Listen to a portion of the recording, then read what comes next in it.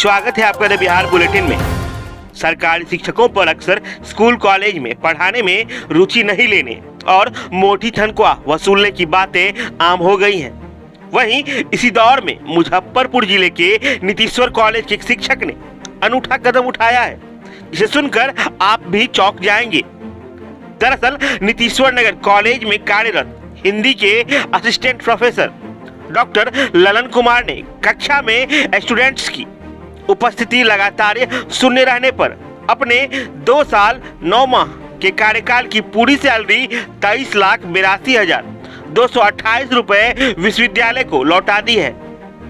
Doctor Lalan ने मंगलवार को इस राशि का चेक बीआरए विश्वविद्यालय के कुलसचिव डॉक्टर आर.के. ठाकुर को सौंपा तो सभी हैरान रह गए।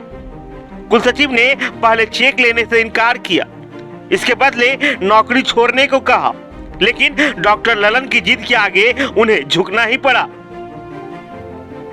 डॉक्टर ललन ने बताया कि मैं नीतीश्वर कॉलेज में अपने अध्यापन कार्य के प्रति कृतज्ञ महसूस नहीं कर रहा हूं, इसलिए राष्ट्रपिता महात्मा गांधी के बताए ज्ञान और अंतरात्मा की आवाज पर नियुक्ति तारीख से अब तक के पूरे वेतन की राशि विश्वविद्यालय को समर्पित करता हूं। उन्हें यहाँ पढ़ाई का माहौल नहीं दिखा तो विश्वविद्यालय से आग्रह किया कि उस कॉलेज में स्थानांतरित किया जाए जहां एकेडमिक कार्य करने का मौका मिले। विश्वविद्यालय ने इस दौरान 6 बार ट्रांसफर ऑर्डर निकाले, लेकिन डॉक्टर ललन को नजरअंदाज किया जाता रहा। 2019 में बीपीएससी द्वारा मेरे चयन किया गया है और मुझे बिहार विश्वविद्यालय आवंटन किया गया। 24 सितंबर 2019 को जब तत्कालीन कार्यकारी कुलपति थे प्रोफेसर राजकुमार मंडल साहब, उस समय हम लोग की पोस्टिंग का लेटर जारी किया गया। उसमें पोस्टिंग में ये हुआ कि बीपीएससी का जो रिजल्ट था उसकी मेरिट को धत्ता बताते हुए बिना किसी नियम को प्राकृतिक न्याय का उल्लंघन करते हुए सभी जो अभ्यर्थी हैं उसके मौलिक अधिकार का उल्लंघन करते हुए इन्होंने पिक एंड चूज की पॉलिसी अपनाई। जैसे मेरा 15वां रैंक है, मुझे नीतीश्वर को दिया गया और जिनका हमसे नीचे है 2 लोगों का उनको पीजी डिपार्टमेंट दिया गया। मैं उसी समय सवाल उठाया था कि सर ये ठीक नहीं है, ये सही नहीं है। जो कैंडिडेट है या तो आप मेरिट की बात करें या फिर कैंडिडेट का प्रोफाइल देखकर करें आप यहाँ पर, या हमसे चॉइस पूछे। जैसे एक पहला कैंडिडेट थे जो जाना चाह रही थी बगहा, वहाँ पर एमजे के कॉलेज बेतिया है सॉरी, तो वहाँ पर वो चली गई कि हमें वही शूट करता है, ठीक है जहाँ जिसकी अच्छी है। तो ना इन्होंने हमसे पूछा गया और ना हमारे मेरिट को देखा गया, ना हमारे रैंक को देखा गया और गलत तरीके से पोस्टिंग गई। सारी समस्या की जड़ वहीं से शुरू होती है। और उसके बाद मैंने उनसे कहा तो उन्होंने कहा कि ठीक है, अब अगले बार ट्रांसफ़र होगा तो होगा। तुरंत उसके बाद 24 अक्टूबर 2019 को फिर से पहला ट्रांसफ़र होता है 5 लोगों का, उसमें ट्रांसफ़र उसमें फिर मेरा नाम हटा दिया। उस समय से लेकर अभी तक 6 या 7 बार ट्रांसफ़र हो चुका है और हर बार मेरा नाम हटा दिया जाता है। मैं इसी चीज़ में कहा कि नहीं, जब तक मेरी बात नहीं मानी जाएगी ठीक नहीं है, मेरे साथ लगातार अन्याय किया जा रहा है। तो नीतीश्वर सिंह कॉलेज में आप हैं, यहाँ भी छात्र हैं, फिर भी आप कहते हैं कि नहीं, यहाँ छात्र नहीं शिक्षक हैं। मतलब यहाँ भी कई छात्र हैं पढ़ाई करते जी हैं, जी, लेकिन वो लोग उनकी क्लास भी तो चल रही होगी, तो फिर आपने ये कहा कि क्लास नहीं लगती है। क्लासेज की स्थिति जो है वो थोड़ी कमज़ोर स्थिति में है और मैंने इस शहर पर किया कि मेरी बात चूँकि नहीं मानी जा रही, मेरे पहले ही बात का उल्लंघन किया रहा है। क्लासेज यहाँ का कॉलेज का मुद्दा बड़ा मुद्दा नहीं है। बड़ा मुद्दा है कि जो हमारी मेरिट की बात थी, जो हमारी पॉलिसी की बात थी, उस पर इन्होंने क्यों नहीं सुन रहे हैं। और हमारे पहले 7 ट्रांसफ़र कर चुके हैं। एक कैंडिडेट जो MP साइंस कॉलेज में थे उनको पीजी डिपार्टमेंट ट्रांसफ़र कर दिया गया और हमें कहा जा रहा है कि सिटी से सिटी ट्रांसफ़र नहीं हो सकता। और इसी बात पर मैंने कहा कि ठीक है, नहीं कर सकते तो फिर मेरी सैलरी लीजिए, मुझे रिलीव कीजिए, मैं नहीं नौकरी करनी मुझे। तो वो इसके लिए भी तैयार नहीं है कि नहीं। 2 सालों के बाद घर के सामने है जी, असंतोष जो है वो नहीं सर, असंतोष मेरे पास सारे डॉक्यूमेंट है। मैं लगातार RTA भी लगाया आपको, RTA का भी जवाब इन्होंने दिया। तो प्रथम अपील अधिकारी जो प्रोविसी साहब है उनके पास 25 अक्टूबर 2021 को मेरी मीटिंग हुई है, उन्होंने भी जवाब ठीक से नहीं दिया, मौखिक जवाब दिया, लिखित में कुछ नहीं दिया हमसे। सारे डॉक्यूमेंट हैं मेरे पास। मैं लगातार मांग करते रहा हूँ, जब इन्होंने कोई मांग नहीं मारा तो मैंने अंत में हार के कदम उठाया कि भाई मेरे पैसा ले लीजिए वापस। आपने एक बड़ा अमाउंट जो है वो जी सौंपा है, क्या यूनिवर्सिटी की तरफ से इसको एक्सेप्ट कर लिया गया है? नहीं, यूनिवर्सिटी की तरफ से एक्सेप्ट नहीं किया गया। उन्होंने कहा कि ये चेक है, ये चेक चूँकि बड़ा सेंसिटिव डॉक्यूमेंट है, ये यहाँ कहीं मिस हो गया, कोई कैश करा लिया तो दिक्कत हो जाएगा, आप इसकी कॉपी जमा करा दिए, हम एक्सेप्ट कर रहे हैं इसको, लेकिन जब कुलपति साहब परमिशन देंगे चेक लेने का तो आपसे हम फिर ओरिजिनल ले लिया जाएगा। तो क्या आप इतने दिनों से इसी दिन का इंतजार कर रहे थे, यही वजह थी ताकि आपने अभी तक सैलरी का 1 रुपया भी खर्च नहीं किया, पूरी राशि आप लौटा रहे हैं? सैलरी का पैसा वो तो जैसे चेक लगाएंगे मैं पैसा अकाउंट मेंटेन कर लूँगा, मुझे कोई दिक्कत नहीं है, वो कोई दिक्कत नहीं है। पैसा तो मैं खर्च किया हूँ, लेकिन ऐसा नहीं कि मैं वो मांगे तो मैं नहीं दे सकता, मैं पैसा दे दूँगा उनको, कोई दिक्कत नहीं है। 1 घंटे के अंदर मैं पैसा जमा कर दूँगा उनको। कुल सचिव डॉक्टर आर.के. ठाकुर के मुताबिक स्टूडेंट्स किस कॉलेज में कम आते हैं यह सर्वे करके तो किसी की पोस्टिंग नहीं होगी।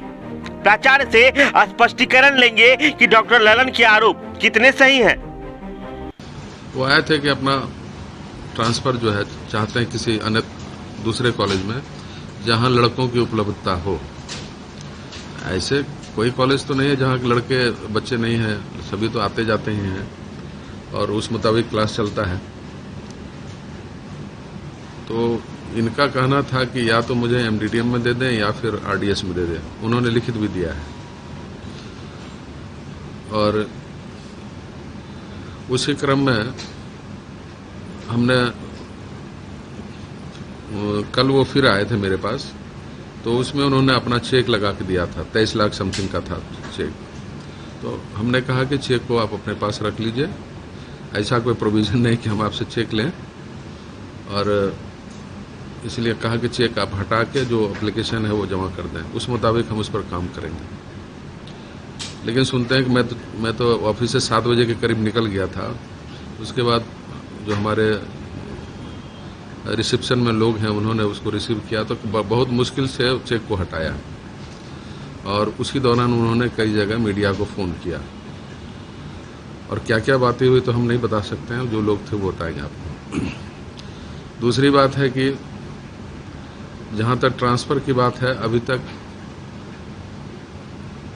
टीचर्स कमेटी जो होती है, टीचर्स ट्रांसफ़र कमेटी, उसमें गवर्नर हाउस के भी लोग रहते हैं, वहाँ से भी रहते हैं मेंबर, हमारे सरकार से भी लोग रहते हैं, इसलिए उसको करने में थोड़ा सा अभी तक हम लोग सक्सेस नहीं हो पाए हैं, उसको कराना है।